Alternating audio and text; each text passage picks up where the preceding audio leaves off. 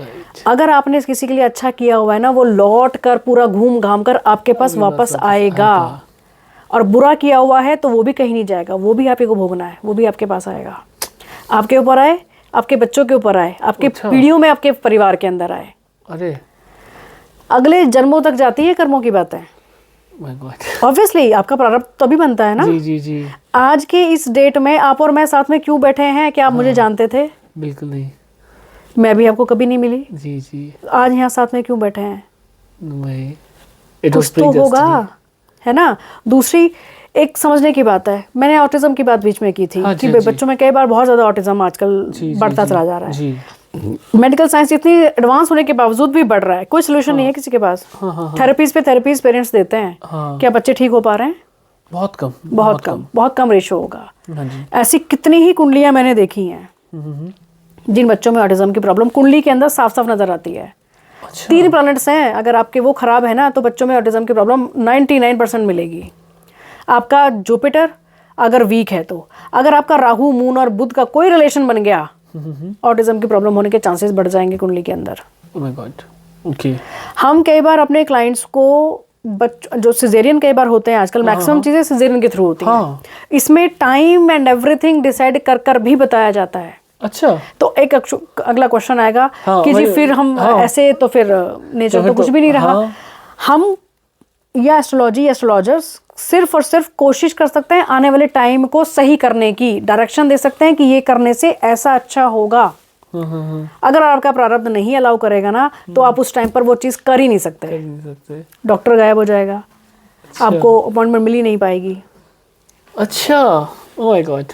लेकिन अगर आपके कुछ कर्मों में कुछ चीज़ें अच्छी हैं तो आप उस टाइम पर बच्चे को सिजेरियन के थ्रू पैदा करा सकते हो। अच्छा। और उसी हिसाब से बच्चे का लाइफ भी बनता है। अच्छा अच्छा अच्छा। नो डाउट ऐसा भी होता है। ओके। तो ऐसे अगर मैं आपके एक्सपीरियंस से पूछूं तो ऐसा हुआ है नहीं कि भाई सिजेरियन में आपने बिल्कुल सही एग्जैक्ट टाइम पे बोला, बच्चा पैदा हुआ एंड उसकी लाइफ भी फिर इतनी स्मूथ गई हो? मेरा अपना बेटा। सीरियसली? ओह अच्छा। ओके।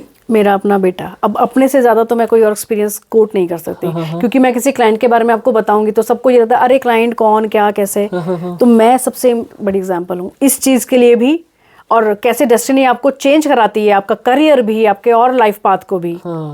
तो आप एग्जाम्पल हैं। तो आप बेटे की लाइफ में आपने क्या यूनिक देखा? देखिए जब मैंने सेकंड टाइम कंसीव किया था तो मैं उस टाइम ऑब्वियसली मैं उस टाइम एस्ट्रोलॉजी में थी।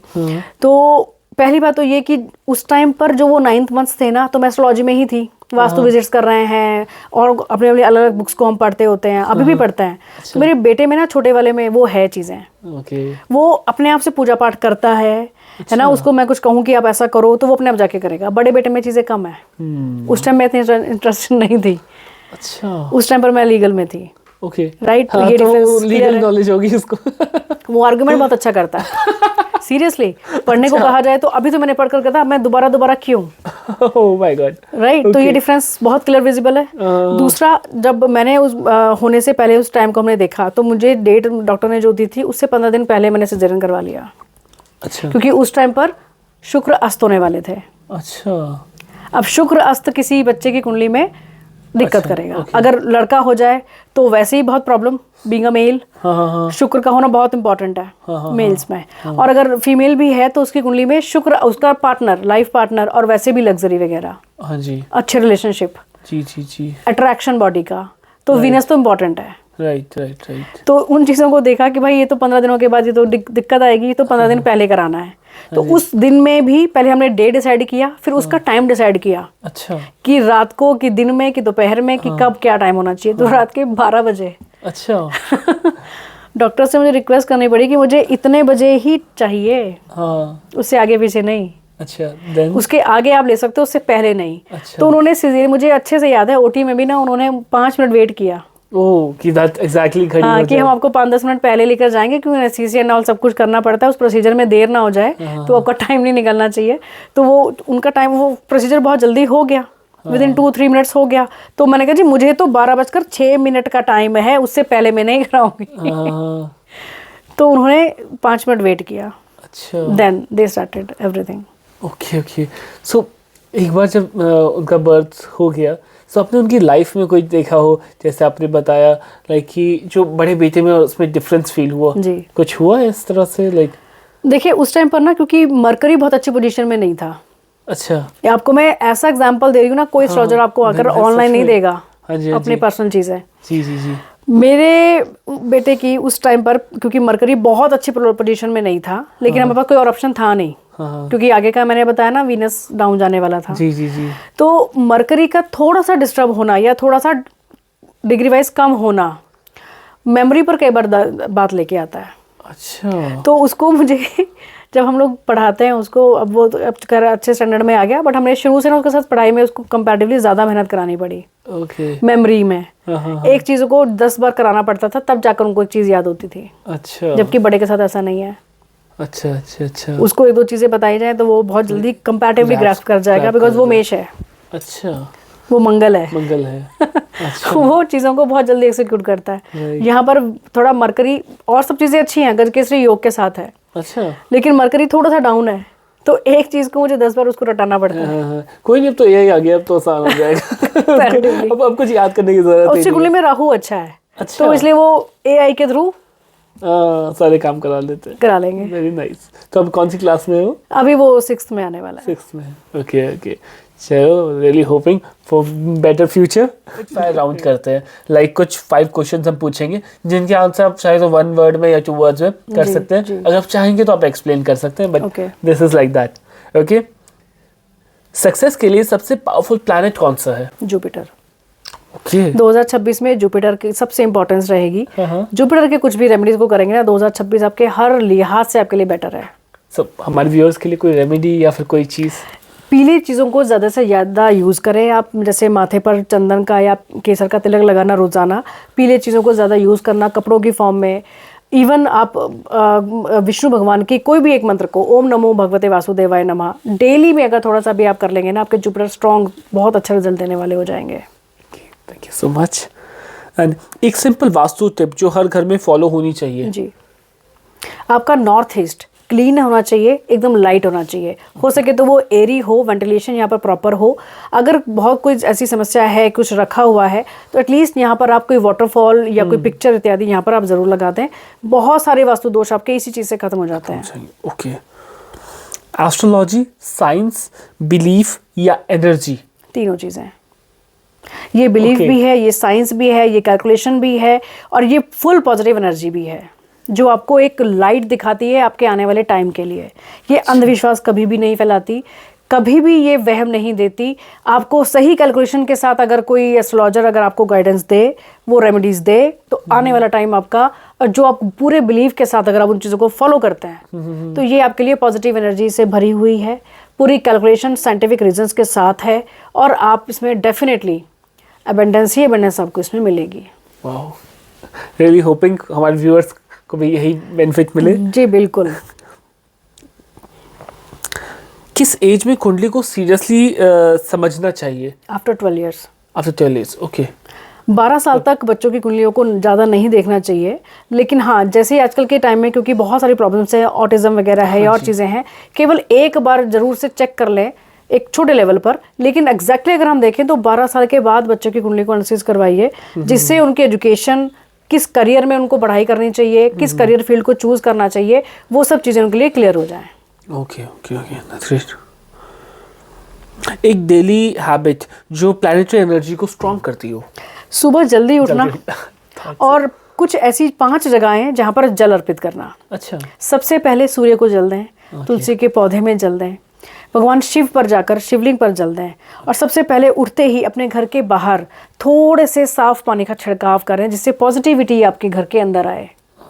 और साथ में पशु और पक्षियों के लिए थोड़े पानी की व्यवस्था। सिर्फ ये हैबिट आपके बहुत सारे प्लैनेट्स को भी अच्छा कर सकती है, और आने वाले टाइम को तो अच्छा करेगी ही। Okay okay okay. और 2026 में ये रेमेडी जो व्यक्ति करे, कोई समस्या उसकी लाइफ में ज़्यादा नहीं है, बिकॉज नंबर्स के हिसाब से सूर्य का साल है, और एस्ट्रोलॉजी के हिसाब से इस राजा, जो इस संवत्सर के राजा हमारे जुपिटर, और मंत्री जो हैं वो मंगल होने वाले हैं। और इसी रेमेडीज़ में ये तीनों ग्रह भी शामिल हो जाते हैं। तो अगर मैं नंबर्स की बात करूं, लाइक सबसे पहले 1 नंबर जिनका मूलांक 1 बनता है, जी। तो उनके लिए साल कैसा रहने वाला है? बहुत अच्छा रहने वाला है, बशर्ते अच्छा कंडीशन अप्लाई, कंडीशंस अप्लाइड। नियम से हर चीज को करना है, डिसिप्लिन आपकी लाइफ में होना चाहिए। ओके। सूर्य कभी भी अपने टाइम से इधर उधर होकर उगते हैं क्या? नहीं, कभी नहीं। पूरा डिसिप्लिन है। हाँ जिस टाइम पर सूर्योदय पंचांग में लिखा है उसी टाइम पर आप सूर्य को उगते हुए देख लेंगे, जी। है ना। जी, वो जी, चाहे बादल छाए हों, लेकिन वो तो वो ब्रह्मांड तो- में है, ऊपर आते हैं जी, अपने जी, हिसाब जी। से। तो सूर्य की तरह से अगर आप नियम का पालन करते रहें, अपने डिसिप्लिन को मेंटेन करते रहें, अपने फादर की ब्लेसिंग को लेते रहें, बिल्कुल बिल्कुल। तो एंड क्या ही कहना। नंबर 2 के लिए? नंबर 2 के लिए कंपैरेटिवली अच्छा हो सकता है, बट यहाँ पर क्योंकि नंबर्स के हिसाब से हम बात कर रहे हैं तो 1 और 2 का एक सामंजस्य बिठाने की ज़रूरत होगी। यहाँ पर अगर मैं कहूँ किसी भी रिलेशनशिप में या इवन बिजनेस में भी, अगर आप पार्टनरशिप में भी हैं, तो थोड़ी सी अंडरस्टैंडिंग को सही रखना बहुत ज़रूरी होगा ओके। नंबर 2 के लिए। अच्छा।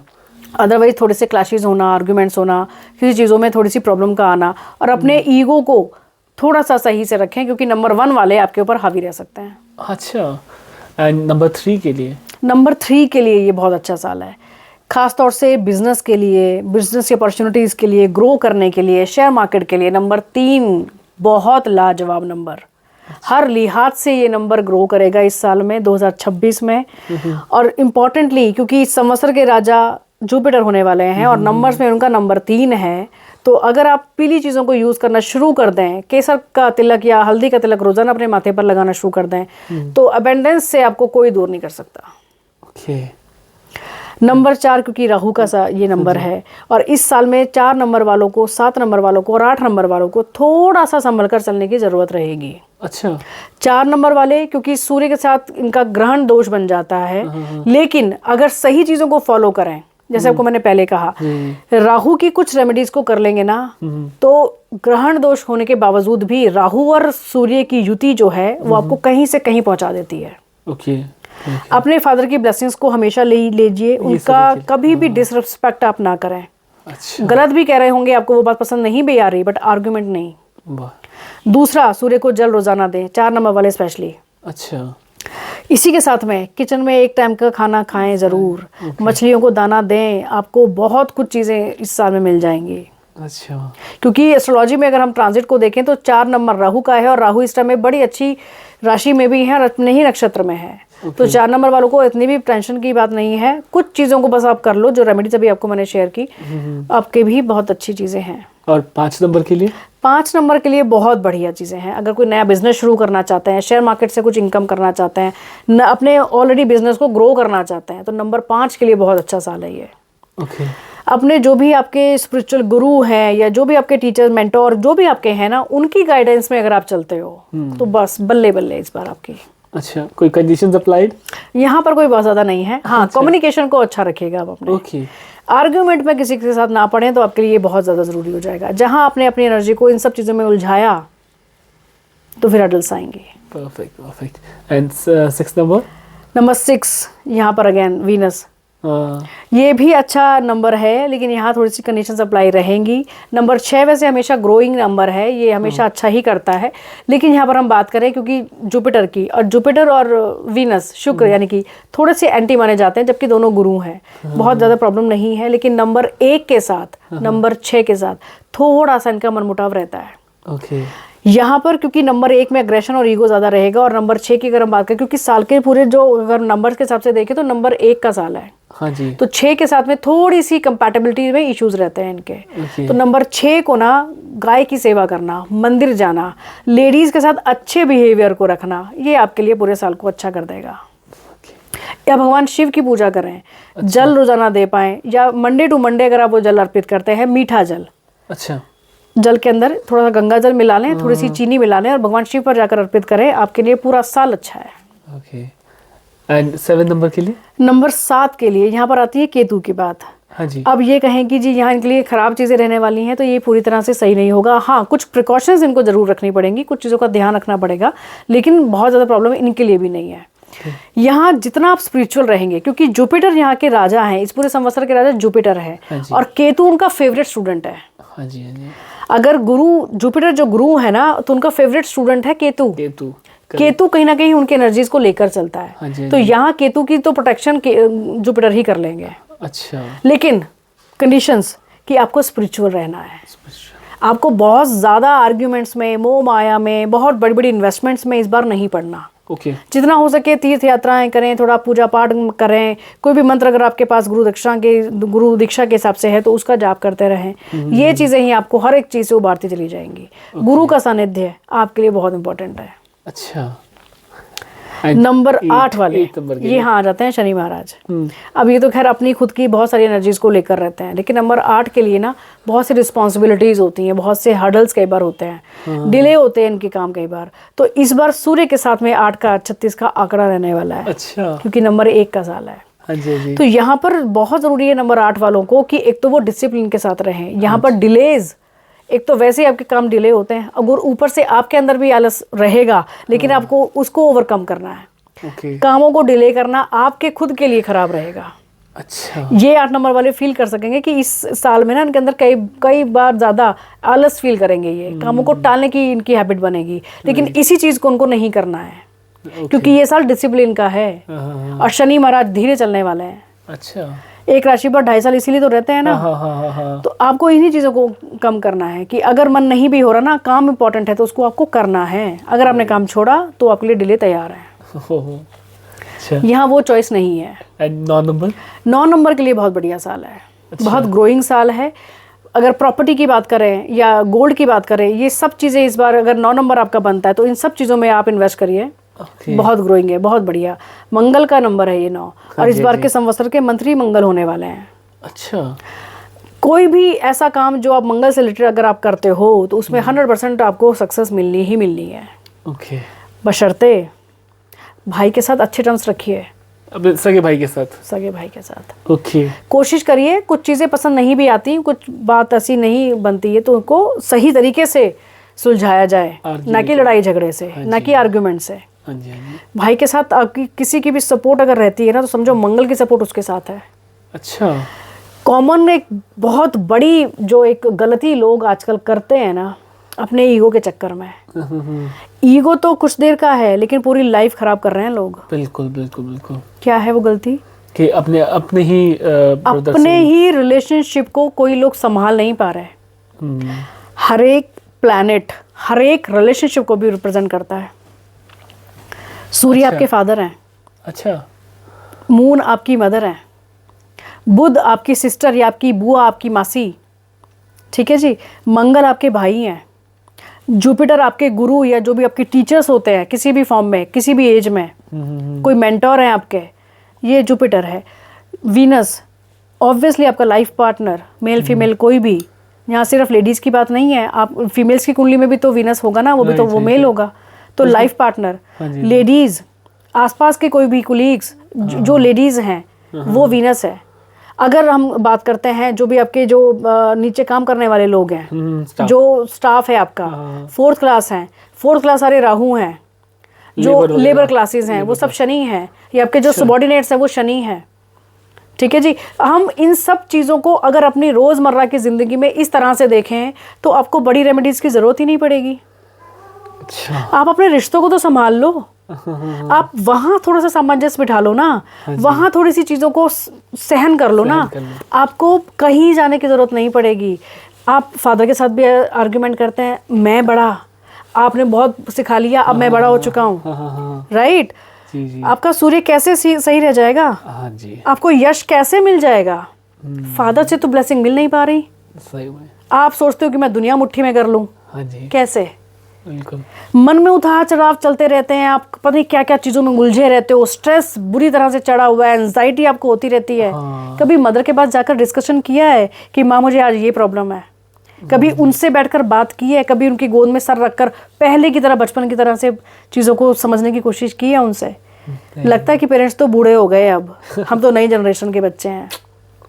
वही पेरेंट्स से कनेक्ट करना ही भूल गए, उनके साथ टाइम स्पेंड करना भूल गए। भाई के साथ छोटा सा कुछ होता है, आर्ग्यूमेंट, तलवार खिंच जाती है। कैसे मंगल सही रहेगा? बहन के साथ हिस्से बंटवारों की बात होती है, बुआओं के साथ बंटवारों की बात होती है, घर में लड़की आ जाए तो नाक मुंह बन जाते हैं, बहुओं के भी, हाँ जी, भाई के भी। क्यों? वैसे अगर जिसकी बहन ना हो उसको क्या करना चाहिए? किन्नर। अच्छा। और भी आपके आसपास में लेडीज होती हैं, छोटी छोटी कन्याएं होती हैं, छोटी कन्याएं बुध हैं, हाँ जी, हाँ जी। किन्नर आपके बुध हैं, ठीक है ना। तो इन चीज़ों को अगर हम समझेंगे, रोज़मर्रा की ज़िंदगी में अपना लेंगे ना, तो क्या प्रॉब्लम है लाइफ में। हाँ, प्रारब्ध सबको काटना पड़ता है। तो किन्नर का क्या करना होता है, मैं समझा नहीं वो। किन्नर मतलब जो, हाँ हाँ हाँ, जो वो है उनको क्या करना होता है? आप बुधवार के दिन पर कुछ चीज़ें आप उनको दीजिए, गिफ्ट करिए, अच्छा, उनकी ब्लेसिंग लीजिए आप। ठीक है। क्यों किन्नर घर में आता है? हाँ जी, हाँ ऐसे जी। थोड़ी आ जाता है। जी जी जी, आशीर्वाद देने के लिए आता है, बिल्कुल। उनके साथ भी तो बहुत सारी चीज़ें हैं, वो टॉपिक बहुत लंबा हो जाएगा। हाँ हाँ हाँ, नहीं नहीं, बिल्कुल, हम फिर बैठेंगे आपके एक साथ नेक्स्ट पॉडकास्ट में ये सब बातें भी करेंगे कि कैसे रेमेडीज कैसे कैसे काम करती हैं, किस जी, रेमेडी का जी, क्या जी। रीज़न लॉजिक है। एग्जैक्टली लेकिन जहाँ तक मैं समझ पाया, इट वॉज प्योर, जिस तरह से साइंस है। एंड सच बता रहा हूँ, कहते हैं कि जीवन बदल जाएगा हमारा अगर हम इस तरह से ये वाली जो अपने बातें बिल्कुल, कही वो बिल्कुल। फॉलो करेंगे। हमारा सिर्फ यही नहीं, कहते हैं ना कि किस्मत तो बदली, जो आप कह रहे हैं एस्ट्रोलॉजी का, किस्मत तो बदलेगी, बट आसपास की सराउंडिंग कितनी बदल जाएगी। जस्ट मैं वही सोच पा रहा हूँ, कितनी पॉजिटिविटी लाइफ में आ जाएगी। आप इन चीज़ों को करना शुरू कर हाँ जी, हाँ दो जी। Without ego. जी। सिर्फ 1 महीने का टाइम, 1 महीने का चैलेंज मैं आपको दे दूं या आप मुझे दे दो, हाँ हाँ हाँ, 1 महीना फॉलो कर लो इन चीज़ों को। आप अपने ईगो को डाउन करके ना इन चीज़ों को आप फॉलो करके देख लो। परफेक्ट। ना कुछ चेंज आ जाए, आपका ऑरा पॉजिटिव ना हो जाए, तो आप मुझे बता देना, फिर आप जो कहें। बिल्कुल बिल्कुल, नहीं, हम सारे व्यूअर्स की तरफ से एक यही कहूँगा कि हम बिल्कुल ये चैलेंज लेते हैं। एंड रियली मैम, आज का पॉडकास्ट बहुत ज्ञानवर्धक था, बहुत ज़्यादा। We can't even express our gratitude and Thank you I so don't much. Know कितनी अनगिनत लोगों की लाइफ चेंज होने वाली है इस पॉडकास्ट से। आई होप कि बहुत से लोगों तक ये पॉडकास्ट पहुंचे और जी, वो जी। लोग कुछ भी अगर इस पॉडकास्ट के थ्रू चीज़ों को समझ पाएँ, कुछ रेमेडीज को फॉलो कर पाएँ, तो मुझे शायद सबसे ज़्यादा खुशी होगी। सच में रियली मैम, एंड रियली वो भी आपके लिए से बहुत ज़्यादा थैंकफुल होंगे क्योंकि लाइफ बेटर आप कर रहे हैं। And thank you so much for coming to the studio, Thank you ma'am. so much. Really, it is a blessing to have you here, and you really changed the aura of the whole studio. you. I can see everything getting brighter. Thank you so much, ma'am. Thank you so much.